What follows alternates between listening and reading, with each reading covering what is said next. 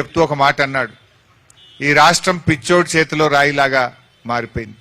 ఈ రాష్ట్ర ముఖ్యమంత్రి ఎప్పుడు ఏ తుగ్లక్ నిర్ణయం తీసుకుంటాడో, ఎప్పుడు ఏ పిచ్చి పనులు చేస్తాడో అర్థం కావడం లేదు. ప్రభుత్వం ప్రజా సమస్యలు పరిష్కరించాలి, ప్రభుత్వం ప్రజల కోసం పనిచేయాలి. కానీ ఇలా రేవంత్ రెడ్డి ప్రభుత్వం సమస్యలు పరిష్కరించడం లేదు, సమస్యలను సృష్టిస్తా ఉన్నది. ఇందాకో తమ్ముడు కార్తీక్ మాట్లాడిండు, 60 ఏండ్ల కింద కొనుక్కున్న ఇల్లు, 60 సంవత్సరాల నుంచి ఆ కాలనీలో ఆ ఇళ్లలో మేము నివసిస్తున్నాము.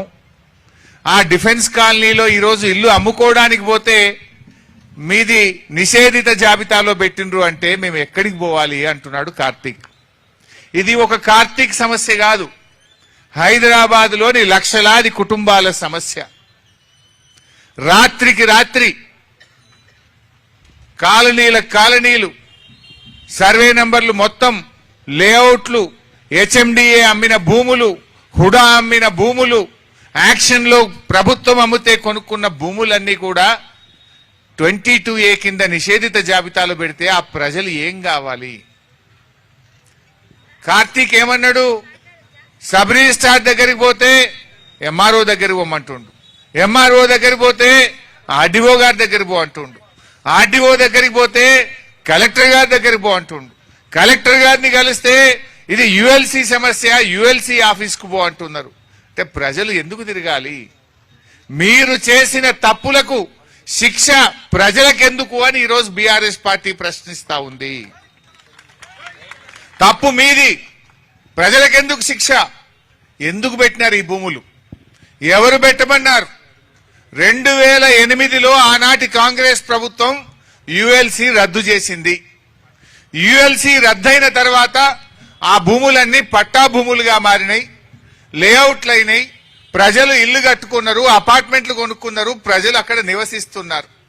20 ఏండ్ల నుంచి లేని సమస్య రాత్రికి రాత్రే మీకు ఎందుకు ఆ బుద్ధి పుట్టింది?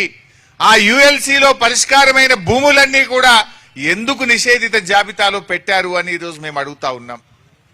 ఒక రంగారెడ్డి జిల్లాలో 7500 జీవోలు, యుఎల్సి కింద ఎగ్జంప్షన్ పొందినటువంటి 7500 జీవోలు ఆ రోజు ఎగ్జంప్షన్ వస్తే వాటిని మొత్తం నిషేధిత జాబితాలో పెట్టినారు. మన మేడ్చల్ జిల్లాలో యుఎల్సి కింద ఎగ్జామ్ చేసిన 6000 జీవోలు, వాటన్నిటినీ నిషేధిత జాబితాలో పెట్టినారు. అదేవిధంగా హెచ్ఎండిఏ యాక్షన్ ల్యాండ్స్, హుడా అమ్మిన భూములు, వాటిని నిషేధిత జాబితాలో పెట్టినారు. అంటే ఇవాళ పొంగులేటి శ్రీనివాస్ రెడ్డి ఈ హైదరాబాద్ మొత్తం నా చేతుల్లోకి రావాలి, ఈ రంగారెడ్డి జిల్లా, మేడ్చల్ జిల్లా నా చేతుల్లోకి రావాలని అధికారులకు చెప్పి రాత్రికి రాత్రి ఇవన్నీ నిషేధిత జాబితాలో పెట్టినారు. ఇలా పరిస్థితి ఏంటంటే పాపం ప్రజలకు తెలియదు. ఇలా మీ భూమి, మీ ఇల్లు, మీ అపార్ట్మెంటు నిషేధిత జాబితాలో చేరిందనే విషయం ప్రజలకు తెలియదు. ఎప్పుడు తెలుస్తున్నది? ఇందాక కార్తీక్ చెప్పిండు, అది అమ్ముదామని రిజిస్ట్రేషన్ ఆఫీస్కి పోతే ఛాలెంజ్ కట్టినాక లేలే ఇది నిషేధిత జాబితాలో ఉంది అంటే అప్పుడు నెత్తికి చేతులు పెట్టుకోవాల్సిన పరిస్థితి. అంటే పాపం ప్రజలకు వాళ్ళ ఆస్తి వాళ్ళకు కాకుండా పోయింది. మీ ఆస్తి ప్రభుత్వ భూమిగా డిక్లేర్ చేసిండ్రు, మీ ఆస్తిని నిషేధిత జాబితాలో పెట్టిండ్రు, మీ అపార్ట్మెంట్లను ఉంటున్నావు కానీ అపార్ట్మెంట్ ఇలా నీ పేరు మీద లేదనే విషయం ప్రజలకు తెలియకుండా పోయింది. 1 కాదు 2 కాదు, లక్షలాది ఆస్తులు పెట్టినారు, లక్షలాది అపార్ట్మెంట్లు, లక్షలాది ఇండ్లు, లక్షలాది ప్లాట్లను నిషేధిత జాబితాలో పెట్టి రాత్రికి రాత్రి ప్రజల్ని ఆగం చేసిండ్రు. నిన్న ఒక ఆయన అశోక్ రెడ్డి గారు తిలక్ నగర్ లో ఉంటాడు, నల్లకుంట ప్రాంతంలో. రాత్రి నాకు ఫోన్ చేసిండు, అశోక్ రెడ్డి తిలక్ నగర్. ఆయన అశోక్ రెడ్డి గారు ఆదివారం, నిన్న ఇవాళ సోమవారం కదా, మంగళవారం, మొన్న ఆదివారం నాడు అమెరికా పోవాల్సి ఉండే, శనివారం 15 ఆగస్టు, శుక్రవారం నాడు రిజిస్ట్రేషన్ పెట్టుకున్నాడు. ఆయనకు 450 గజాల్లో తిలక్ నగర్ లో ఇల్లు ఉన్నది. అది వాళ్ళ తాత తండ్రి నుంచి ఆయనకు వచ్చిన ఇల్లు. సో ఆయన అమెరికాలో ఉంటున్నాడు. ఆ ఇల్లు అమ్మాలని నిర్ణయం చేసుకున్నాడు, అడ్వాన్స్ తీసుకున్నాడు పైసలు, రిజిస్ట్రేషన్ ఆఫీస్లో స్లాట్ బుక్ చేసుకున్నాడు, ఆదివారం అమెరికాకు టికెట్ బుక్ చేసుకున్నాడు, శనివారం ఏమో 15 ఆగస్టు సెలవు, శుక్రవారం నాడు స్లాట్ బుక్ చేసుకొని సబ్ రిజిస్ట్రేషన్ ఆఫీస్కు పోయిండు. డాక్యుమెంట్లు కాగితాలు తీసుకున్నాడు. కొనటాయన అమ్మటాయన ఇద్దరు కలిసిపోయిండ్రు. స్లాట్ బుక్ అయింది, అంత ఎక్కించిండ్రు. ఇక లాస్ట్ సంతకం పెట్టేయాలకు పోయే వరకు నీది ప్రాహిబిషన్ లో ఉంది, నీ ఇల్లు నిషేధిత జాబితాలో ఉంది, రిజిస్ట్రేషన్ కాదు పో అన్నాడు. ఏడికి పోవాలి ఇప్పుడు? ఆయన అమెరికా టికెట్ క్యాన్సిల్ చేసుకోవాలనా, ఇక్కడ ఉండాలనా, తిరగాలనా, ఏం కావాలన్నా నేను టికెట్ క్యాన్సిల్ చేసుకుంటేనేమో సగం పైసలు పోయినాయి, అక్కడనేమో నా ఉద్యోగము నేను పోకపోతే నా జీతం కట్ అవుతుంది, ఇక్కడ ఉంటే ఇది ఎన్ని రోజుల్లో నిషేధిత జాబితాలో పోతుందో తెలియదు. సబ్ రిజిస్ట్రార్ని అడిగితే ఏమంటుండట, మాకు తెలియదు, గవర్నమెంట్ పెట్టింది, గవర్నమెంట్ని అడుగుపో అంటున్నట. ఎంఆర్ఓ దగ్గరికి పోతే నాకు తెలియదు పో అన్నాడట. అటు ఇటు పోయి మన కాలేరు వెంకటేష్ ఎమ్మెల్యే గారు అక్కడ అంబర్పేటకు, ఆ నల్లకుంట తిలక్ నగర్ వెంకటేష్ గారికి వస్తుంది. వెంకటేష్ గారిని దొరకబట్టుకొని వెంకటేష్ గారి దగ్గర పోయిండట, ఎమ్మెల్యే గారి దగ్గరికి. ఎమ్మెల్యే గారు ఆర్డీఓకి ఫోన్ చేసిండు. చేస్తే మాకు తెలియదు సార్, గవర్నమెంట్ పెట్టమంటే పెట్టినాం. గవర్నమెంట్ అంటే ఎవరు? పొంగులేటి శ్రీనివాసరెడ్డి. ఇప్పుడు పొంగులేటి శ్రీనివాసరెడ్డి ఏమంటున్నా అమాయకంగా, అధికారులు తప్పు చేసినారు సారీ అంటున్నాడు. ఇప్పుడు దొంగతనం చేసిన దొంగ నేను దొంగతనం చేసిన సారీ అంటే మాఫ్ అయిపోతుందా? మాఫ్ అయిపోతుందా? తప్పుకు శిక్ష పడాలా వద్దా? తప్పు చేసిన వాడికి శిక్ష పడాలా వద్దా? ఇలా నువ్వు చేసిన తప్పుకు ఒకరు కాదు, ఇద్దరు కాదు, లక్షల మంది ఆగమైపోయారు. ఇందాక మా అన్న చెప్పిండు, శ్రావణ్ గారు, అశోక్, ఆయన బిగ్ టీవీలో చీఫ్ ఎడిటర్. ఆయన భార్య బంగారం కుదబెట్టి 9% మిత్తికి తెచ్చి ఆయన దాచుకున్న పైసలు అన్ని పైసలతోని 40 లక్షలు కట్టి అపార్ట్మెంట్ కొనుక్కుంటే రిజిస్ట్రేషన్ ఆఫీస్కి పోగానే ఇది నిషేధిత జాబితాలో ఉందంటాడు. ఇప్పుడు పైసలు వాపసు రావు, ఇల్లు కిరాయి కట్టుకోవాలి, బంగారం మీద మిత్తి పెరుగుతున్నది, బ్యాంకులో తెచ్చిన అప్పుకు మిత్తి పెరుగుతున్నది. ఇప్పుడు ఆయన ఏమనుకున్నాడు, ఇల్లు కొనుక్కొని అనలేకపోతే కిరాయి తప్పుతుంది, కిరాయికి బదులు నేను బ్యాంకులో ఇన్స్టాల్మెంట్ కట్టుకుంటా అన్నాడు. ఇప్పుడు ఇన్స్టాల్మెంట్ తప్పలేదు, ఇల్లు రాలేదు, కిరాయి తప్పలేదు. నా పరిస్థితి ఏంది అని ఒక జర్నలిస్టే సోషల్ మీడియాలో పోస్ట్ చేసుకున్న పరిస్థితి. ఇది ఒక అశోక్ పరిస్థితో, ఒక కార్తీక్ పరిస్థితో కాదు, లక్షల మంది ఇలా హైదరాబాద్ లో ఆగమైపోయిండ్రు. ఆ రోజేమో ధరణి తెస్తే పెద్ద పెద్ద మాటలు మాట్లాడిండ్రు, నిషేధిత భూములు తీసేస్తామన్నారు. తీసింది లేదు కానీ లక్షల మంది ఇండ్లు, లక్షల ప్లాట్లు, లక్షల అపార్ట్మెంట్లను ఇలా నిషేధిత జాబితాలో పెట్టి పేద ప్రజల ఉసురు పోసుకుంటున్నారు. ఏమంటున్నారట, భూములు తీసేయండి, మా కాలనీని తీసేయండి అంటే ఉత్తగానే తీస్తామా? 30%. ఇది 30% గవర్నమెంట్. ఏ పని కావాలన్నా, ఒక భూమిని నిషేధిత జాబితాలో తీయాలన్నా, ఒక భూమికి సంబంధించిన సమస్య పరిష్కారం కావాలన్నా 30% ఇవ్వాలన్నట. పైగా డెవలప్మెంట్ కూడా వాళ్ళకే ఇవ్వాలన్నట. ఒకవేళ అది మంచి ప్రైమ్ లొకాలిటీలను, మంచి జాగలో, మంచి ఏరియాలో ఉంటే 30% ఇవ్వాలి, డెవలప్మెంట్ కూడా మాకే ఇవ్వాలంటున్నారట. ఇది ఈ రాష్ట్రంలో జరుగుతున్నది. అంటే ఇష్ట రాజ్యంగా దోపిడీ చేస్తా ఉన్నారు. నేను ఒకటి అడుగుతున్నా పొంగులేటి గారిని, పొంగులేటి గారు నిన్న సారీ మా అధికారులు తప్పు చేసిండ్రు అంటుండ్రు.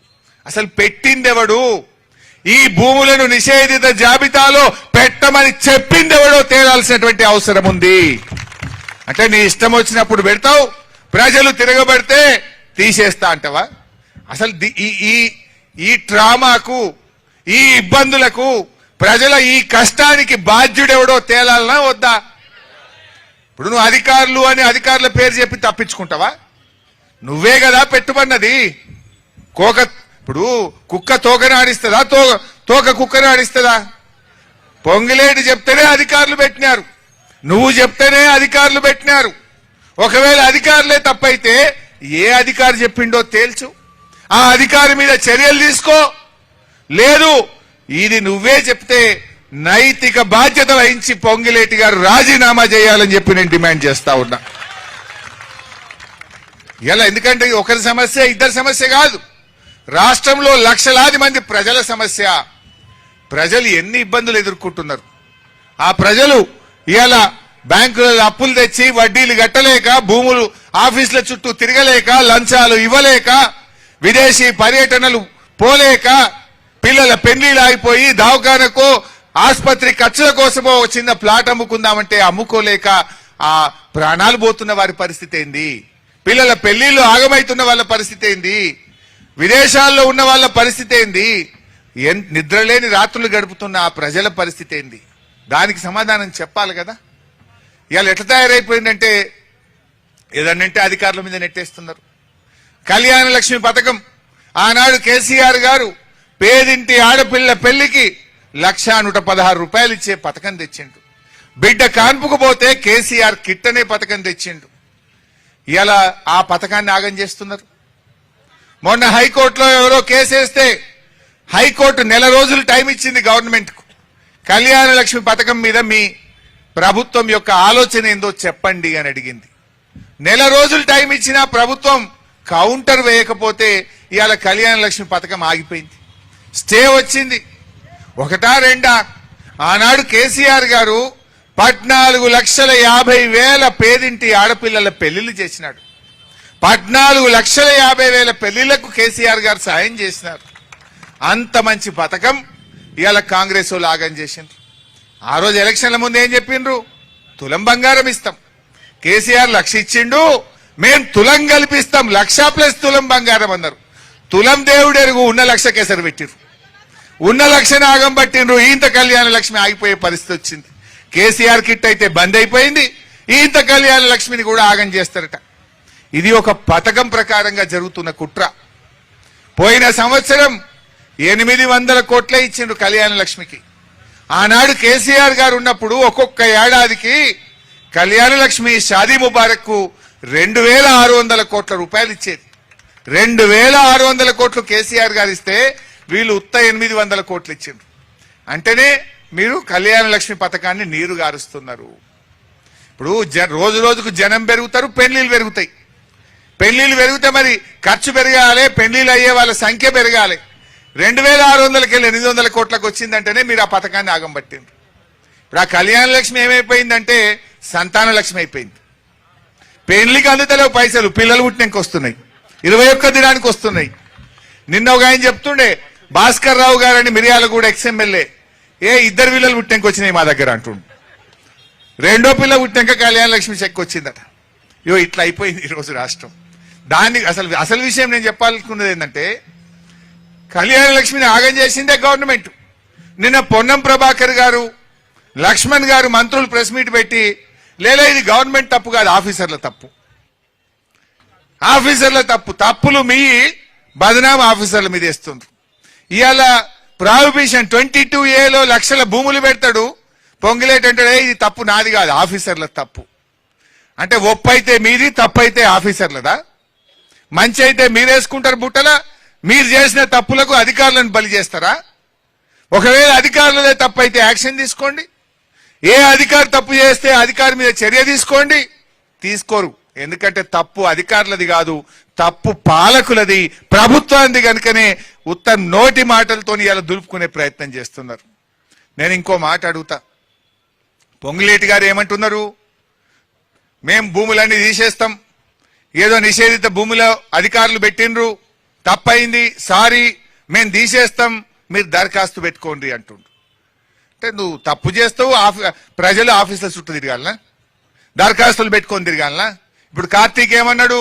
సబ్ రిజిస్ట్రేషన్ ఆఫీస్ పోతే ఎంఆర్ఓ దగ్గర పోతే ఆర్డీఓ దగ్గర పోతే కలెక్టర్. ఇదే పని ఇక.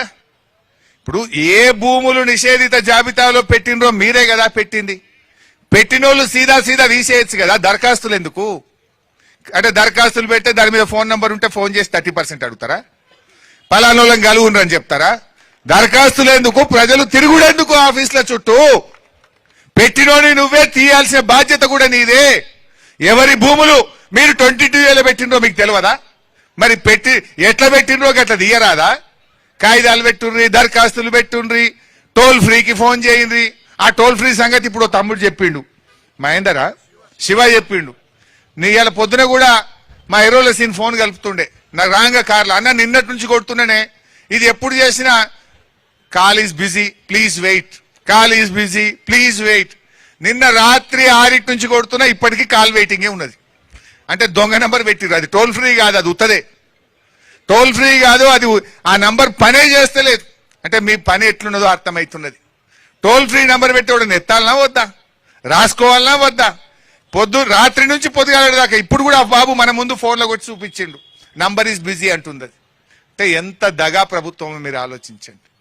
ఇవాళ ఈ ప్రజల పక్షాన మేము డిమాండ్ చేస్తున్నాం, నిషేధిత భూముల్లో ఈ కాంగ్రెస్ ప్రభుత్వం ఏ భూములైతే పెట్టిందో దరఖాస్తులు పెట్టాల్సిన అవసరం లేదు, ప్రజలను ఆఫీసుల చుట్టూ తిరగాల్సిన అవసరం లేదు.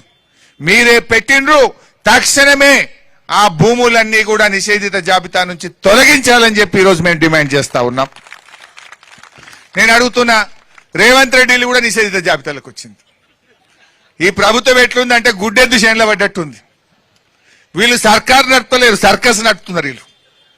ముఖ్యమంత్రి ఇంటికే దిక్కు లేకపోతే ఇక సామాన్య ప్రజల పరిస్థితి ఏంది, పేద ప్రజల పరిస్థితి ఏంది? ఇప్పుడు ముఖ్యమంత్రులు నిషేధిత జాబితాలకు వచ్చినాక ఇప్పుడు సురుకు పుట్టింది. ఇప్పుడు వచ్చి రేవంత్ రెడ్డి ఈయన అంటుండు పొంగులేటి సారీ అంటుండు. ఎవరికి చెప్తున్నావు పొంగులేటి సారీ? ముఖ్యమంత్రికి చెప్తున్నావా? ఏదో తెలియక నీళ్లు కూడా పెట్టినా జరేమనుకోకు సారీ అంటుండా? ఇంత పదవి పోతుందని సారీ చెప్తున్నావా? ముఖ్యమంత్రులే ఇలా నిషేధిత జాబితాలు పెడితే ఇప్పుడు ముఖ్యమంత్రి దరఖాస్తు పెట్టిండా నా ఇల్లు తీసేయండి? మరి రేవంత్ రెడ్డి కూడా నా ఇల్లు నిషేధిత జాబితాలో పడ్డది, నాది తొలగించగలరు అని అప్లికేషన్ పెట్టిండా మీ సేవలో పోయి? మరి ప్రజలు ఎందుకు పెట్టాలి? ఈ ప్రజలు ఎందుకు ఆఫీసుల చుట్టూ తిప్పుతున్నావు? చేసిన తప్పు నీది, తప్పును సరిదిద్దాల్సిన బాధ్యత కూడా నీదే. ప్రజలను ఇబ్బంది పెట్టద్దు. ఏవైతే అన్యాయంగా అక్రమంగా పేద మధ్యతరగతి ప్రజల భూములను మీరు నిషేధిత జాబితాలో పెట్టినారో వెంటనే వాటిని తొలగించాలి, లేదంటే పెద్ద ఎత్తున బీఆర్ఎస్ ప్రజా ఉద్యమానికి శ్రీకారం చుడుతుంది. జాగ్రత్త అని హెచ్చరిస్తా ఉన్నా. పొంగులేటి నీకు నైతిక విలువలుంటే తక్షణమే నైతిక బాధ్యత వహించి మంత్రిగా, రెవెన్యూ మంత్రిగా తప్పుకోవాలని చెప్పి ఈరోజు బీఆర్ఎస్ పార్టీ డిమాండ్ చేస్తా ఉంది. ఏంది భూదాహము? ఏంది ఇలా రాష్ట్రంలో కోడై కూస్తున్నారు 30% గవర్నమెంట్ అని? ఎన్ని డెవలప్మెంట్లకు తీసుకున్నారు మీరు? ఎన్ని భూములు నిషేధిత జాబితాల నుంచి తొలగించిండ్రు? ఆ తొలగించిన భూములను ఎన్ని డెవలప్మెంట్ తీసుకున్నారో వైట్ పేపర్ రిలీజ్ చేయండి. ఇలా ఇంకో కుట్ర జరుగుతున్నది. పొద్దున వస్తా ఉంటే ఒక మీడియా మిత్రుడు చెప్తున్నాడు, అన్న ఇదంతా కుట్ర జరుగుతున్నది. ఇవాళ నిషేధిత జాబితాలో ఉన్న భూములు తీసేయడంతో పాటు కొన్ని ప్రభుత్వ భూములు, కొన్ని అసైన్డ్ భూములు, కొన్ని వీళ్ళు కబ్జాలు పెట్టిన భూములు, వాటిని కూడా పని తీసేసే ప్రయత్నం చేస్తున్నారు. అదేంటి 14 CS14 ల్యాండ్లు, ఇంకా కొన్ని విలువైన భూములను కూడా ఇప్పుడు అన్ని తీసేస్తున్నామనే పేరు మీద వీళ్ళు కబ్జాలు పెట్టి అగ్రిమెంట్లు చేసుకున్న విలువైన భూములను కూడా తీసేసే పెద్ద కుట్ర జరుగుతుంది అని చెప్పి ఇవాళ ఒక జర్నలిస్ట్ సోదరుడు చెప్తా ఉన్నాడు. నేను అందుకే ఈరోజు ప్రభుత్వాన్ని డిమాండ్ చేస్తున్నా, అసలు కాంగ్రెస్ ప్రభుత్వం వచ్చినాక నిషేధిత భూముల జాబితాలో పెట్టిన లిస్ట్ ఏందో ప్రజల ముందు పెట్టండి, తొలగించిన లిస్ట్ ఏందో ప్రజల ముందు పబ్లిక్ డొమైన్ లో పెట్టాలి, ప్రజలందరూ చూసే విధంగా పబ్లిక్ డొమైన్ లో పెట్టండి. మీరు పెట్టిన ఏంది, తీసిన ఏంది, ఎందుకు పెట్టిండ్రు, ఎందుకు తీసేసిండ్రు, ఎప్పుడు పెట్టిండ్రు, ఎప్పుడు తీసేసిండ్రో ఇది పబ్లిక్ డొమైన్ లో పెట్టాలి, వైట్ పేపర్ రిలీజ్ చేయాలని చెప్పి డిమాండ్ చేస్తా ఉన్నాం. అట్లయితే పారదర్శకత ఉంటుంది. ఇలా ఈ 22A తొలగింపులో కూడా పారదర్శకత ఉండాలి. న్యాయబద్ధంగా పట్టా భూములు, పేద మధ్యతరగతి ప్రజల భూములు ఎవరి అయితే దుర్మార్గంగా అన్యాయంగా పెట్టినరో అవి మాత్రమే తక్షణమే తొలగించాలి. దరఖాస్తులు పెట్టాల్సిన అవసరం లేకుండా, ఆఫీసుల చుట్టూ తిరగాల్సిన అవసరం లేకుండా పెట్టింది మీరు తక్షణమే తొలగించాల్సినటువంటి బాధ్యత కూడా మీదే. కానీ దాని ముసుగులో మీరు కబ్జాలు పెట్టిన భూములో, మీరు అక్రమంగా అగ్రిమెంట్లు చేసుకున్న అసైన్డ్ భూములో, CS14 భూములో, ఇంకో భూములో తీసేస్తే ఊరుకోము. నేను ఈ సందర్భంగా అధికారులకు కూడా చెప్తున్నా, ఈ ప్రభుత్వ తీరేందో మీకు అర్థమైంది. తప్పులు వాళ్ళు చేస్తున్నారు, మీ మీద నెడుతున్నారు. ఇప్పుడు మంత్రిని కాదని, ప్రభుత్వాన్ని కాదని ఇన్ని లక్షల మంది అపార్ట్మెంట్లు, ప్లాట్లు, ఇండ్లు గవర్నమెంట్ భూములుగా నిషేధిత భూముల జాబితాలో పెట్టే ధైర్యం ఒక అధికారికి ఉంటుందా?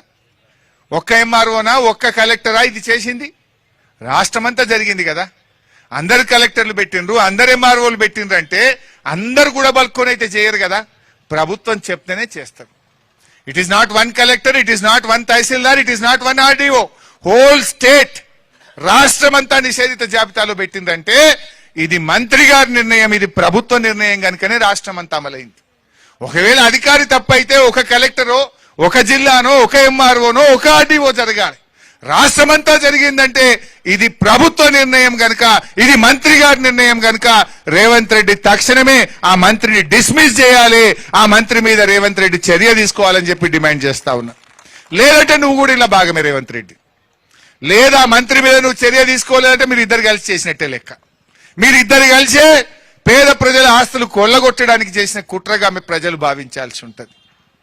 100% ఇది అదే పద్ధతిగా జరుగుతూ ఉంది. ఇలా అందుకే నేను అధికారులను కూడా చెప్పదలుచుకున్నా. అధికారులారా, కళ్యాణ లక్ష్మిలో మీరు కౌంటర్ వేయమని గవర్నమెంట్ చెప్తే మీరు 5 నిమిషాల్లో వేస్తారు. వాళ్ళు చెప్పరు, ఇలా మీ మీద బదనాం పెడుతున్నారు.